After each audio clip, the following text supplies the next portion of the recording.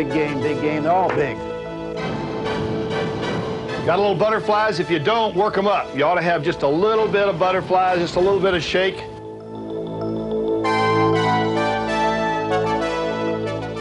ass, let everything hang out.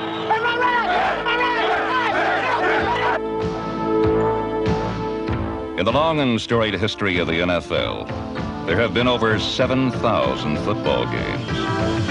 Although there are degrees of importance in every contest, very few attain the status of greatness. A memorable football game is as rare as a masterpiece painting, but also very similar. For like a fine work of art, there is a good deal of subjectivity when it comes to defining its beauty, power, and significance. What is it that makes some games burn brightly even in the dimmest corridors of our memory? To many purists, they are the contests dominated by fiercely aggressive defense.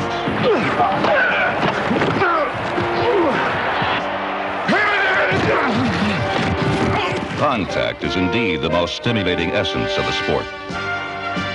But historically, what brings people out of their seats and onto their feet are those gripping affairs where great defense very grudgingly yields to an all-out effort on offense.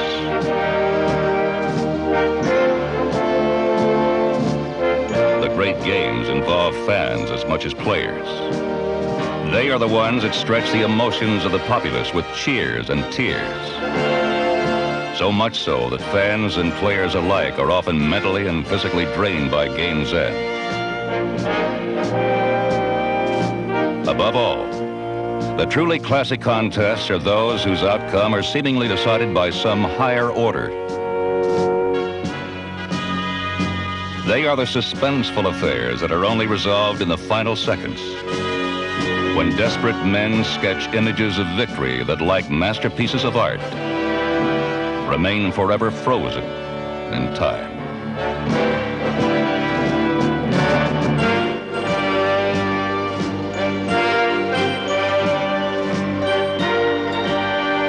There have been over 7,000 games played in the NFL.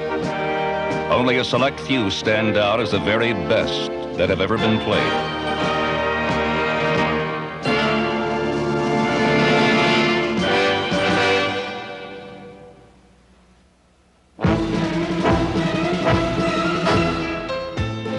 Most discussions about great football games begin and end with Adamici's touchdown and the Baltimore Colts' sudden death victory in the 1958 championship.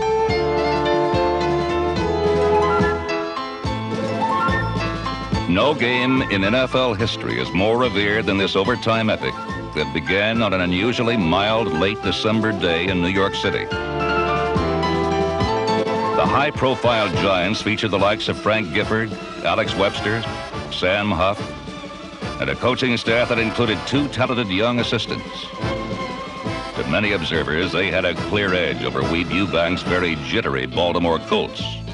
In the locker room, everybody's nervous. For the first time we've ever played in the championship game in the Yankee Stadium, and Weeb's going down. Each guy, he brought each guy in. He drafted, he knew us, and he's going down, saying where we came from. He picked us up off the sandlots. He had a great speech. But about 5 or 6 of us never heard it because we were in the head throwing up. We were nervous. Ironically, once the game began, it was the more seasoned Giants who did some coughing up. Led by quarterback Johnny Unitas, Baltimore took advantage of numerous Giant fumbles to forge a 14-3 halftime lead. A blowout appeared imminent, especially when the Colts drove to the Giant goal line early in the third quarter. At first we tried just, going over from about the 1-yard line. The ground was rather frozen down on that end of the field.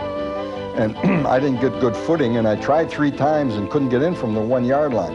So John, in his most inventive way, called me to throw a pass. It was going to be a pitch out, and then Jim Mutchler was to release from his block and then end up in the end zone. Not having heard that play before, I completely blew it, and I thought it was a sweep. So I got tackled for about a 5-yard loss, and then the whole momentum of that game changed. In a contest that had equal mixtures of Greek comedy and tragedy, the Giants haphazardly stumbled back. Alex Webster's timely effort following Kyle Rote's fumble set up one Giant touchdown. And in the fourth quarter, the suddenly high-flying hometowners grabbed the lead on Frank Gifford's score.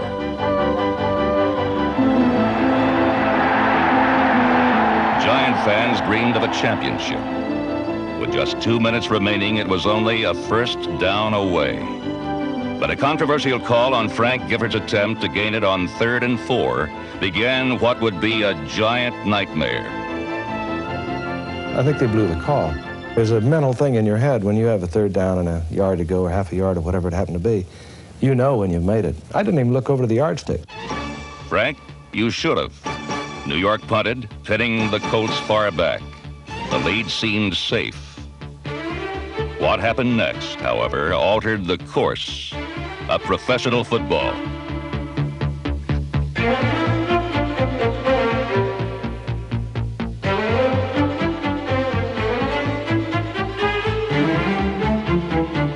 Johnny Unitas desperately drove Baltimore downfield. Stunned Giant fans watched in horror.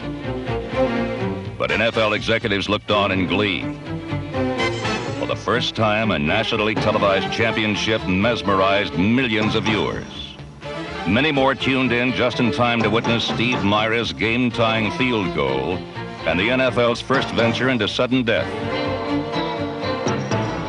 It was very strange. You know, we were all asking each other what happens next, or, you know, the rules weren't too clear on that. So, but that's again where a guy like Unitas always stepped in there. He was the brains of the outfit, no question about it. Baltimore lost the coin toss.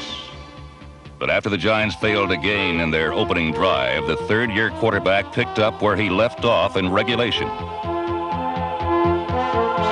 Although only a field goal was needed, the cocky Unitas left little doubt that with the title on the line, he was leaving nothing to chance.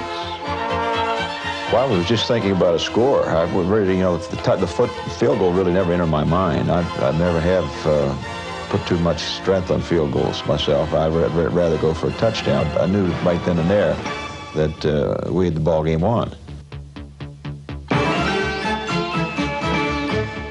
John was somewhat criticized for not calling a timeout there and going for the field goal. I think a lot of people have forgotten that it was 3rd down.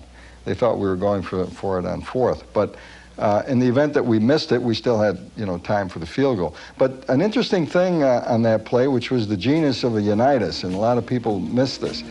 We were on the right hash mark, and everybody in the world, including the Giants, thought we were going to go for an off tackle to the left, and if we missed, we'd be right smack in front of the goalpost. And John just took that little bit of a gamble and ran to the right on that play. And everybody was stacked to the left. And he had Lenny Moore there, who was not known as a great blocker. And he threw a key block, and it was wide open. I mean, there wasn't anything to the play. Through the years, this dramatic championship has been elevated to legendary proportions. Yet legends die hard. Despite well-documented evidence to the contrary, the grandeur of this game is something of a myth. People have built it up to be such a great game, and it was a good game, but it was far from a great game.